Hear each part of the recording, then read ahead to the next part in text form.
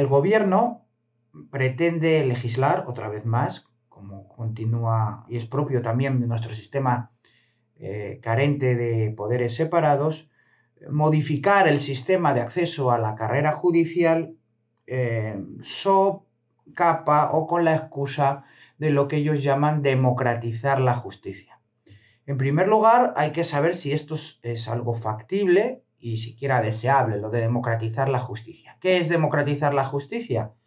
¿La justicia puede ser democrática? ¿Puede ser democrático el ejército? ¿Puede ser democrática la familia? La justicia ocurre exactamente lo mismo. La justicia no puede ser democrática. Bajo la idealidad de una justicia democrática, lo que se está hablando en realidad es de una justicia popular, que es cosa bastante diferente. De la misma manera que yo he puesto este ejemplo muchas veces, los jugadores en un partido de fútbol no pueden votar para modificar las reglas, o si hay fuera de juego o no hay fuera de juego, o puede haber innumerables cambios. La justicia está sometida al principio de legalidad. La única justicia alcanzable es la justicia legal, y a esa es a lo que nos referimos como la cuya administración debe ser independiente. Por tanto, democratizar la justicia es tanto como que en una familia, por ejemplo, los hijos voten a qué hora se come, a qué hora llegan a casa, imponiendo esas mayorías a los padres, en definitiva. No, no, la justicia es una aplicación independiente y externa por una estructura institucional de la justicia legal que lo que tiene que ser es independiente, sometido a su propio principio de independencia.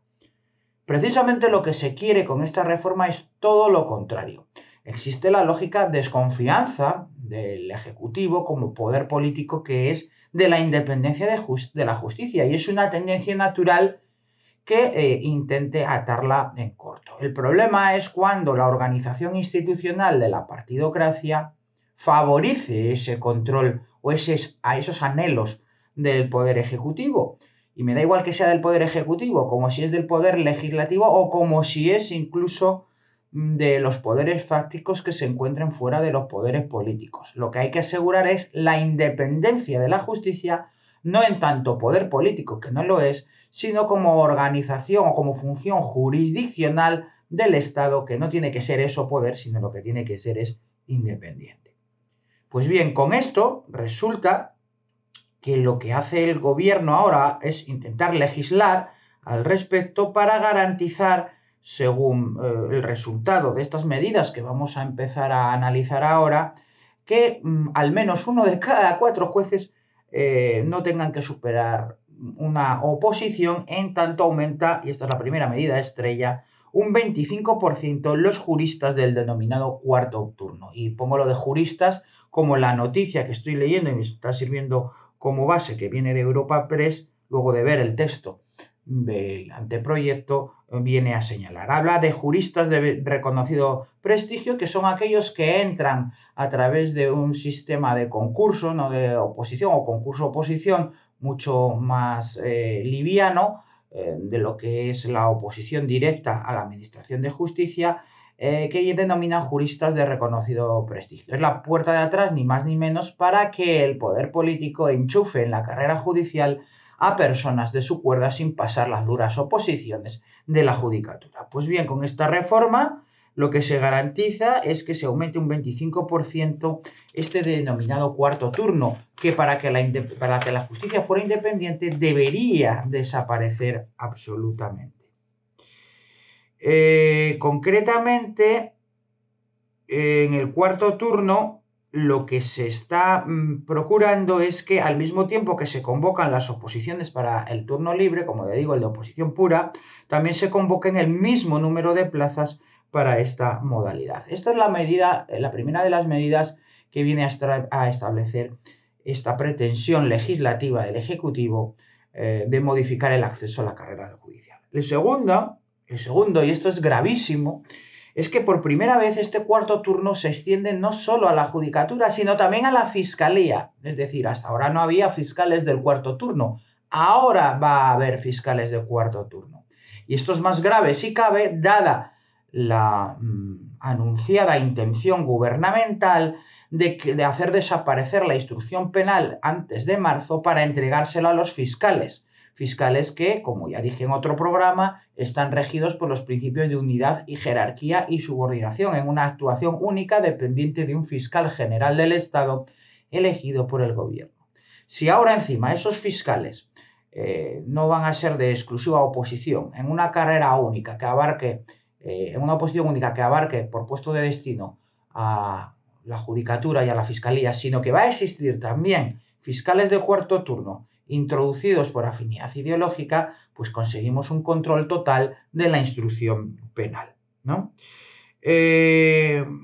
Sin embargo, siendo esto lo más importante, es muy curioso que la opinión pública, la prensa hegemónica, se preocupe de otro aspecto como es la modificación de las pruebas en sí mismas de acceso a la oposición libre, de tal manera que ahora mismo hay 2 exámenes orales para los jueces y desaparece uno para poner un caso práctico que sea de desarrollo escrito, es decir, se sustituye uno de los 2 exámenes orales por un examen escrito.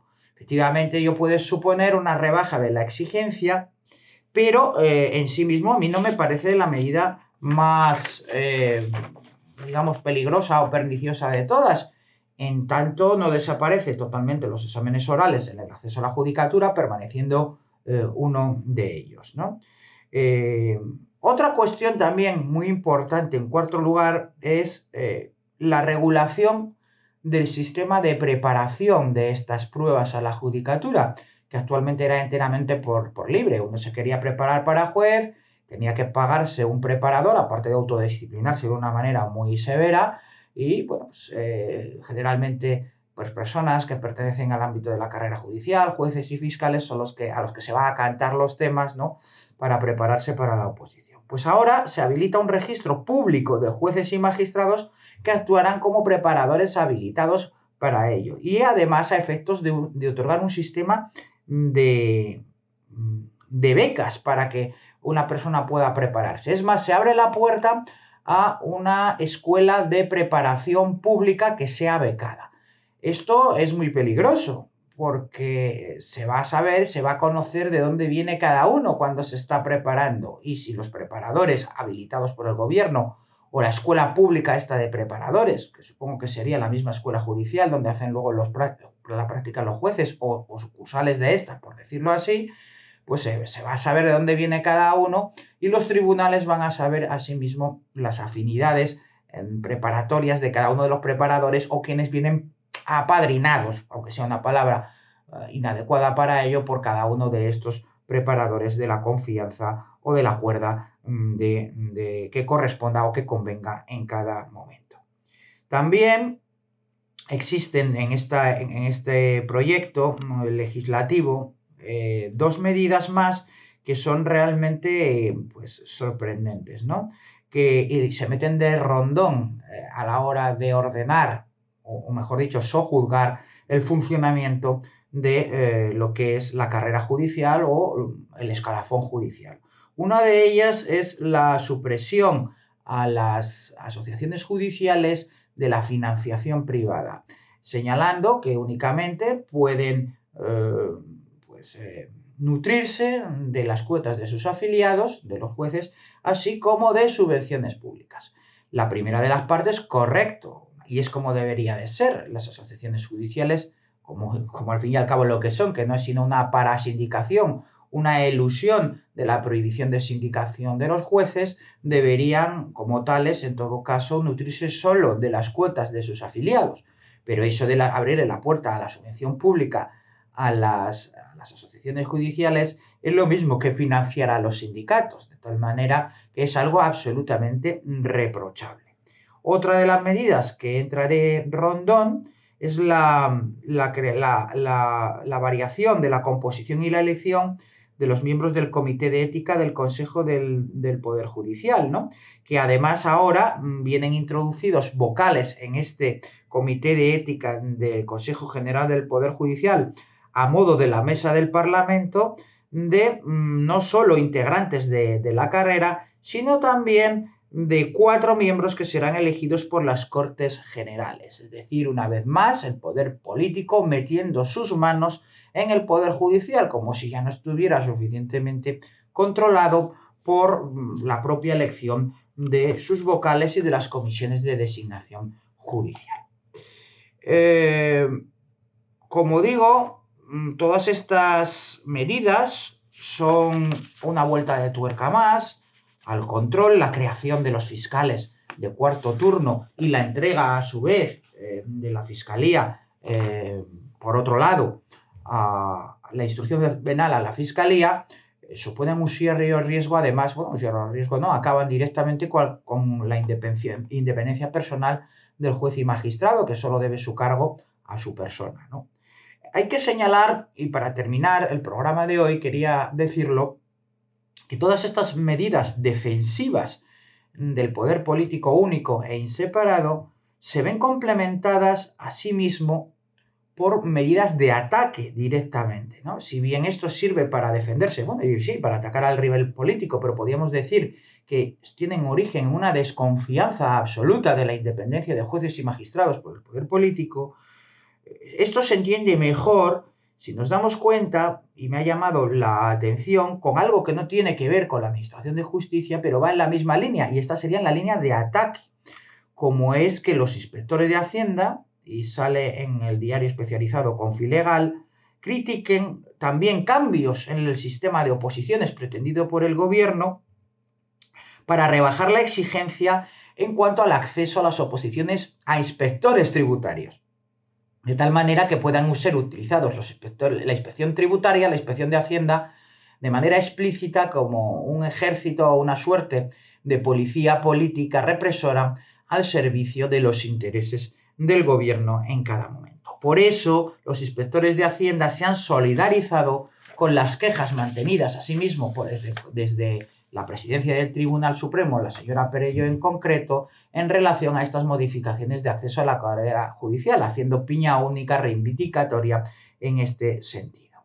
Terminar que el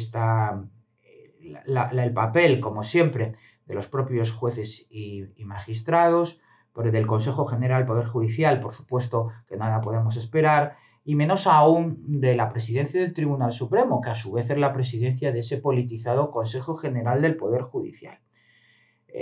A veces la crítica a una barbaridad es todavía más bárbara, y ese es el caso de las declaraciones de la señora Perelló, que yo la he escuchado decir que el vigente sistema de acceso ya es democrático en sí mismo. Esto es una absoluta tontería. El sistema de acceso a la profesión de juez, como puede ser a la carrera judicial, como puede ser a cualquier profesión pública, no puede ser ni dejar de ser democrático. Lo que tiene que ser es equitativo y que garantice en todo caso la independencia y la capacidad y el mérito del que acceda a esa plaza de oposición. Decir por parte de la presidenta del Supremo que el vigente sistema de acceso es democrático es una absoluta tontería, que lejos de desvirtuar pues la tropelía que se pretende hacer ahora con esta modificación del acceso a la carrera judicial, pues la pone en línea del mismo nivel intelectual. Por todo ello, nada más que criticar, como digo, esta cuestión, poner de manifiesto la imposibilidad de democratizar nada, cuando bajo la capa además de la democratización de la judicatura, lo que se está haciendo es darle una vuelta de tuerca más a su dominio por el poder político.